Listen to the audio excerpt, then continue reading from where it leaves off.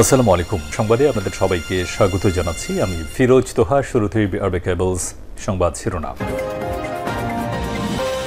বাংলাদেশের সর্বশেষ গুরুত্বপূর্ণ আপডেট সংবাদ আপনাকে স্বাগত। শুরুতেই সংবাদ শিরোনাম, পরে বিস্তারিত। শুরুতেই জানাবো ৪৮ ঘন্টার মধ্যে জনপ্রশাসন সংস্কার কমিশন প্রধানের অপসারণের দাবি। আগামী ৪৮ ঘন্টার মধ্যে জনপ্রশাসন সংস্কার কমিশনের প্রধান আব্দুল মুইত চৌধুরীর পদত্যাগ দাবি করেছে প্রশাসন ক্যাডারের বর্তমান ও অবসরপ্রাপ্ত কর্মকর্তারা। এরপর জানাবো ফরিদপুর আওয়ামী লীগ বিএনপির দফায় দফায় সংঘর্ষ, বাড়িঘর ভাঙচুর। ফরিদপুরের সালথায় সাবেক এক ইউপি চেয়ারম্যানের উপর হামলার ঘটনাকে কেন্দ্র করে স্থানীয় আওয়ামী লীগ ও বিএনপি সমর্থকদের মধ্যে দফায় দফায় সংঘর্ষ হয়েছে। এই ঘটনায় আহত হয়েছে অন্তত ২২ জন। জানাবো সড়কে আগুন জ্বালিয়ে ছাত্রদলের পদবঞ্চিতদের বিক্ষোভ, ককটেল বিস্ফোরণ। এদিকে সময় টিভি এবং এএফপির প্রতিবেদন ইস্যুতে হাসনাত আবদুল্লাহর স্ট্যাটাস। সময় টিভির সাংবাদিক বরখাস্তের নেপথ্যে কারণ এবং এ বিষয়ে এএফপির দায়িত্বহীন প্রতিবেদন নিয়ে সামাজিক যোগাযোগ মাধ্যম ফেসবুকে স্ট্যাটাস দিয়েছেন বৈষম্যবিরোধী ছাত্র আন্দোলনের অন্যতম সমন্বয়ক হাসনাত আবদুল্লাহ। এদিকে মেঘনায় ৭ খুন, ইরফান ৭ দিনের রিমান্ডে। চাঁদপুরের মেঘনায় সারবোঝাই কার্গো জাহাজ এমবি আল বাখেরার ৭ স্টাফকে হত্যার দায়ে গ্রেপ্তার হওয়া আকাশ মণ্ডল প্রকাশ ইরফানকে ৭ দিনের রিমান্ড দিয়েছে আদালত। এবং সর্বশেষ জানাবো ভেঙে ফেলা নিজামের ফলক পুনরায় উন্মোচন করলেন তার ছেলে ব্যারিস্টার নাজিব। পাবনা ১ আসনের সাবেক সংসদ সদস্য ও সাবেক শিল্প ও কৃষিমন্ত্রী এবং বাংলাদেশ জামাত ইসলামের আমির মাওলানা মতিউর রহমান নিজামী ২০০৬ সালের ১৩ অক্টোবর পাবনা সার্কিট হাউসে নতুন ভবনে ভিত্তিপ্রস্তর স্থাপন করেছেন। পরবর্তী আওয়ামী লীগ সরকার ক্ষমতা আসার পর তা ভেঙে ফেলা হয়। প্রিয় দর্শক, এতক্ষণ শুনছিলেন সংবাদ শিরোনাম, এবারে বিস্তারিত। তবে তার আগে বন্ধুরা অনুরোধ থাকবে সংবাদটিতে একটি লাইক দিন। এই চ্যানেলে আপনি নতুন হয়ে থাকলে আমাদের সংবাদটি দেখতে দেখতে চ্যানেলটি সাবস্ক্রাইব করে রাখুন, যাতে করে বন্ধুরা আমাদের পরবর্তী লেটেস্ট আপডেট সংবাদগুলো সবার আগে আপনার কাছে পৌঁছে যায়। এবারে বিস্তারিত। ৪৮ ঘন্টার মধ্যে জনপ্রশাসন সংস্কার কমিশন প্রধানের অপসারণের দাবি। আগামী ৪৮ ঘন্টার মধ্যে জনপ্রশাসন সংস্কার কমিশনের প্রধান আব্দুল মুইত চৌধুরীর পদত্যাগ দাবি করেছে জনপ্রশাসন ক্যাডারের বর্তমান ও অবসরপ্রাপ্ত কর্মকর্তারা। বুধবার ২৫শে ডিসেম্বর রাজধানীর ব্যায়াম মিলনায়তনে এক প্রতিবাদ সভায় সব দাবি জানান তারা।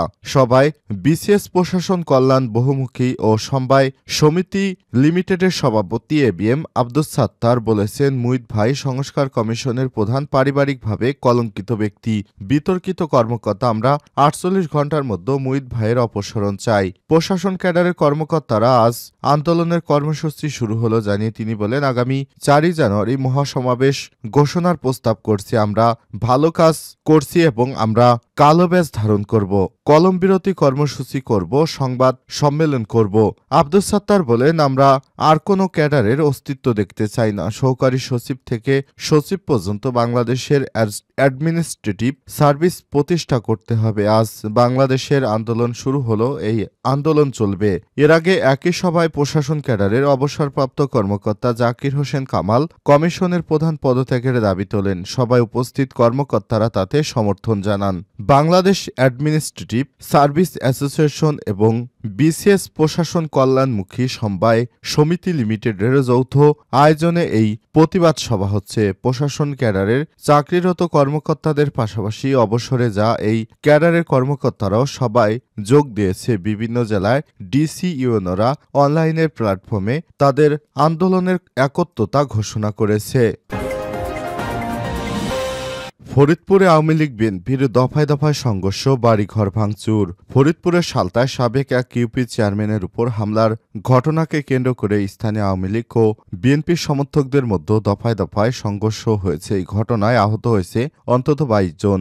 মঙ্গলবার ২৪শে ডিসেম্বর সন্ধ্যায় উপজেলার মাঝারদিয়া ইউনিয়নের মাঝারদিয়া গ্রামে এই ঘটনা ঘটে। এ সময় বেশ কয়েকটি বাড়িঘরে হামলা চালানো হয়। খবর পেয়ে পুলিশ ঘটনাস্থলে গিয়ে পরিস্থিতি নিয়ন্ত্রণে এনেছে। প্রত্যক্ষদর্শী এবং স্থানীয়রা জানায় আধিপত্য বিস্তার নিয়ে প্রায় 2 যুগ ধরে মাঝারদিয়া গ্রামের বাসিন্দা উপজেলা আওয়ামী লীগের সহসভাপতি মোহাম্মদ শাহিদুজ্জামান শাহিদের সঙ্গে আরেক সহসভাপতি ও সাবেক 3 বারের ইউপি চেয়ারম্যান হাবিবুর রহমান হামিদের বিরোধ চলছে। এই বিরোধের জেরে মাঝে মাঝে ওই দুই প্রভাবশালী নেতার সমর্থকরা সংঘর্ষে জড়ায়। বয়সের ভারে সংঘর্ষ ও মামলা থেকে রক্ষা পেতে এক পর্যায়ে পরিবার নিয়ে এলাকা ছেড়ে চলে যেতে বাধ্য হন হামিদ চেয়ারম্যান। তবে মঙ্গলবার বিকেলে পেঁয়াজের জমি দেখতে বাড়িতে আসেন তিনি। খবর পেয়ে শাহিদের সমর্থকরা হামিদের বাড়িতে গিয়ে তার উপর হামলা করে। হামলার বিষয়টি জানাজানি হলে প্রতিবাদ করে উপজেলা স্বেচ্ছাসেবক দলের সভাপতি মোহাম্মদ হারুন মাতুব্বরের সমর্থকরা। পরে স্থানীয় আওয়ামী লীগ ও বিএনপির সমর্থকরা সংঘর্ষে জড়িয়ে পড়ে। এতে হামিদ চেয়ারম্যান সহ উভয় দলের অন্তত 22 জন আহত হয়েছে। আহতদের মধ্যে 12 জনকে ফরিদপুর মেডিকেল কলেজ ও নগরকান্দা স্বাস্থ্য কমপ্লেক্সে ভর্তি করা হয়েছে। এ বিষয়ে সালতা থানার ভারপ্রাপ্ত কর্মকর্তা ওসি মোহাম্মদ আতাউর রহমান বলেন, খবর পেয়ে পুলিশ গিয়ে পরিস্থিতি নিয়ন্ত্রণে আনে। এ এলাকায় পুলিশ মোতায়েন করা হয়েছে।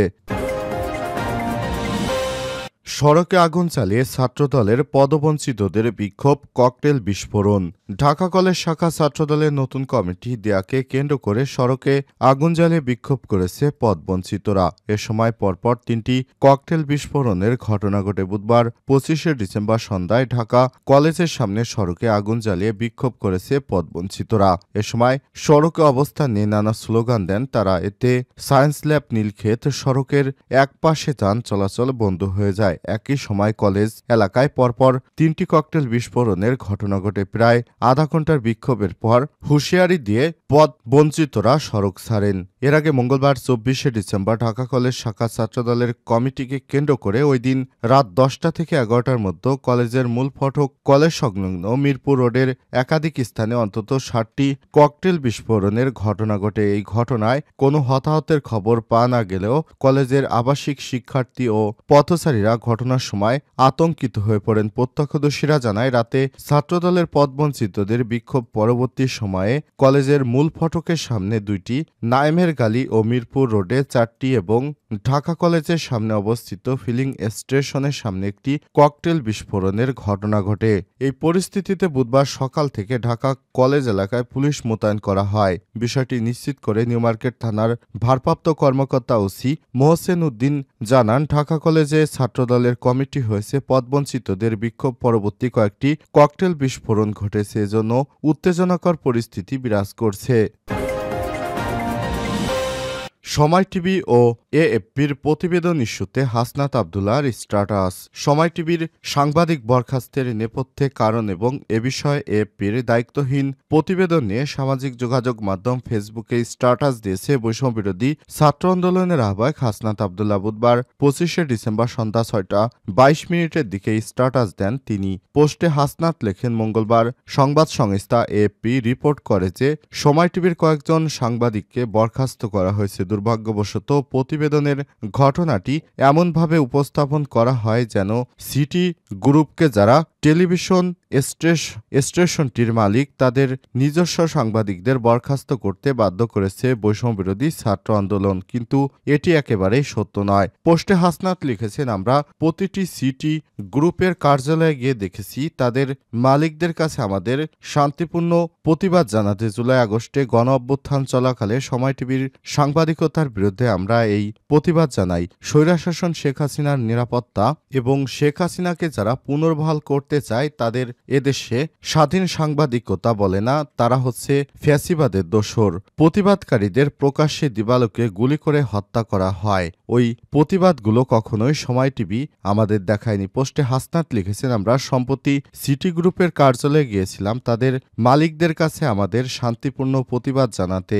জুলাই আগস্টের গণ অভ্যুত্থান চলাকালে সময় টিভির সাংবাদিকতার বিরুদ্ধে আমরা এই প্রতিবাদ জানাই। স্বৈরাচার শেখ হাসিনা নিরাপত্তা বাহিনীর হাতে প্রায় 2000 মানুষ, যার মধ্যে শত শত শিক্ষার্থী ছিলেন, নিহত হয়। ওই সময় প্রতিবাদগুলো ছিল শান্তিপূর্ণ, তবুও প্রতিবাদকারীদের প্রকাশ্যে দিবালোকে গুলি করে হত্যা করা হয়। হাসনাত জানান, অনেক টিভি স্টেশন, পত্রিকা এবং নিউজ সাইট এই অভ্যুত্থানের সময় সাংবাদিকতার ন্যূনতম নীতিমালা মানেনি। তারা শিক্ষার্থী এবং প্রতিবাদকারীদের সন্ত্রাসী, অপরাধী, ইসলামপন্থী, চরমপন্থী বলে উল্লেখ করে তাদের মানবিক মর্যাদা হরণ করেছে এবং তাদের প্রতিবাদের অধিকারকে অস্বীকৃতি করেছে। এছাড়াও তারা হাসিনা নৃশংস হত্যাকাণ্ড সমর্থন ও বৈধতা দিয়েছে। সময় টিভি এই অপপ্রচেষ্টার নেতৃত্ব দিয়েছে। তিনি আরও জানান, প্রকৃতপক্ষে এই ২৪ ঘন্টার নিউজ চ্যানেলটি গত ১৬ বছরে হাসিনার মানবতা বিরোধী সব অপরাধ যেমন বিচার বহির্ভূত হত্যাকাণ্ড, গুম, খুন এবং বিরোধী দলগুলোর বিরুদ্ধে ব্যাপক দমনমূলক